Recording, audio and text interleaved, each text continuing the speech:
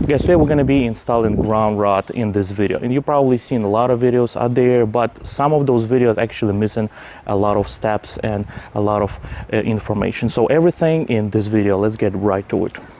So having a ground rod in your house is very, very important. Having your house grounded is very, very important. A lot of people out there either don't even have a ground system in their house, or it's just not working, like in my case. Comes to find out, I only have one rod. It goes on the angle somewhere under the house, don't even know where, and the connection between the meter and the rod have absolutely zero. Like, I test my resistance on it and there is absolutely no connection. So unfortunately in my house, I do not know how long, but I did not have the ground system at all. Basically it was just not working.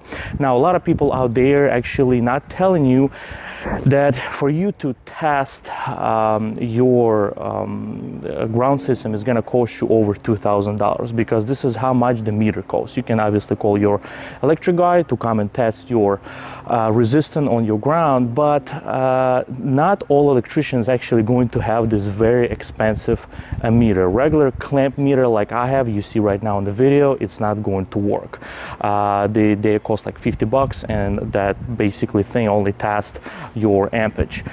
For you to test the ground resistance, it's going to cost you about $2,000. So obviously you're not going to spend $2,000 just on the meter just to test your ground. So in that reason, I decided not to worry about it and just to replace my rods, add actually two rods now per a lot of specifications, a lot of codes, different states. It's actually required for you to have two ground rods, not just one, and you have to meet resistance at 25 ohms. Obviously in my case, I have basically no ohms resistance because it's not actually connected at this moment. Probably seen a lot of videos, your distance between two rods is supposed to be 6 feet apart, and this is what I currently have. I already put one rod down my ground. Took me a while, and the second one is going to be located right here. Just 6 feet apart. And very, very important thing that a lot of people missing is what is the wire. The wire need to be continuous wire, goes from your meter and goes all the way across the rods and connect by one wire, not less than 6 gauge. You can have 8 gauge installed, you can have 10 gauge installed. It's just too thin of a wire, and you'll never going to pass your inspection if there is any guy coming to your house to check it.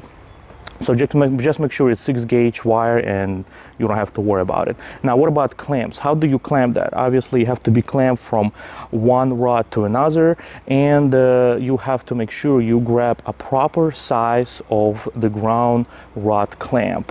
My ground rod is actually 5/8, so whatever ground you're using, you have to make sure you get a proper size of a ground rod clamp. Now on your clamp you will find a letter DB, which is mean direct burr, so you can actually burr your connection in the ground. That's what I'm doing in my case, and I just pound my rod about 3 feet of the ground is just fine. Don't have to be super deep, just as long as it's deep in the ground, as long as it's covered. Now if you want to leave your ground rod sticks out a bit, it's fine too, but obviously when you cut your grass or something like that, you'll be running over that. So in my case, I don't want to do this. I don't want to happen what's happening right now, where my connection over here just sticks out all the time, and every time when I need to cut my grass, I constantly messing with it. Now how to install rod. You can always rent a hammer drill at your local hardware store. You're probably going to pay $50-60 for a day. I have my own, so I'll be showing you in this video how to do it. You do have to buy a special fitting for it.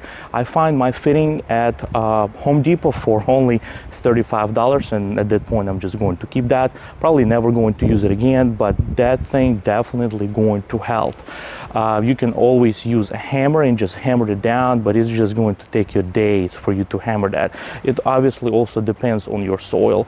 I live in North Carolina, and this particular soil in my house is pretty soft, so I was able to pound my 8 feed rods straight to the ground, without the turn or anything, just straight to the ground, all 8 feet.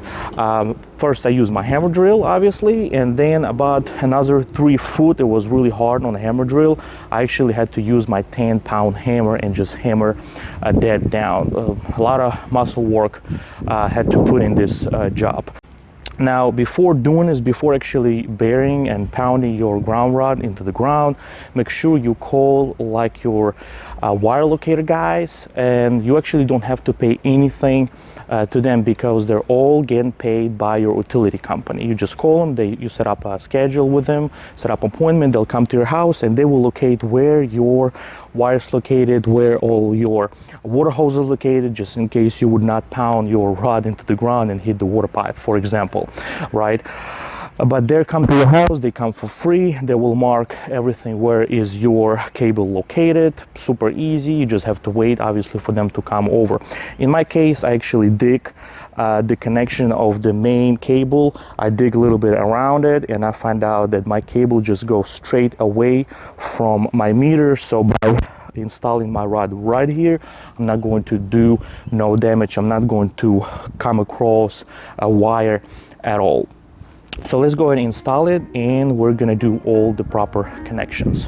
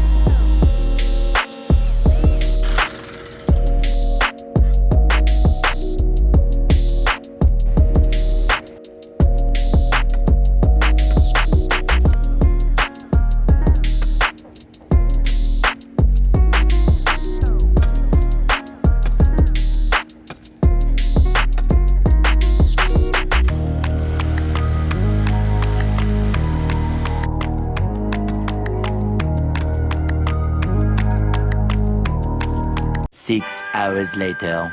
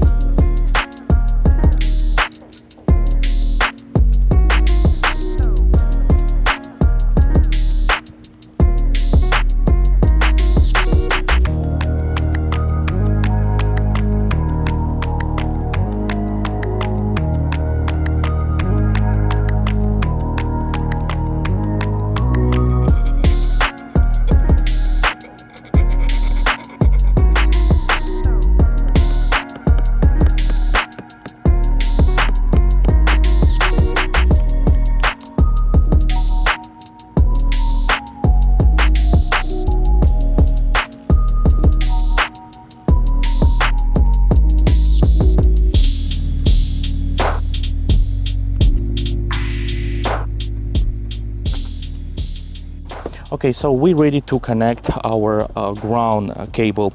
Now, just keep in mind, your ground cable needs to be connected to your meter, not to your box.